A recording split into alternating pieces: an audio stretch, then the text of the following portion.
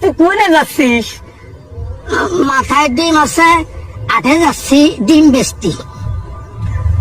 তুই দেখ বলদ, তুই ডিম যাচ্ছিস হারাইনি? হ্যাঁ, আমি একলা বলদ, তুইও তো কম বলদ না। আচ্ছা কদি আমার মাথায় কি আছে যদি কতি পারিস ওখান তো তোর দুটি ডিম দেবো। একটু সহজ করে দেয়। সংস্কৃতি দেবো। আমার মাথায় যা আছে তার রং সাদা, আর ওই ভিতরের কুসুম হলুদ হতে পারে, আবার দুই একটা লাল হতে পারে। আর কেমন করলে তুই বুঝিয়ে ফেলাই দিবি।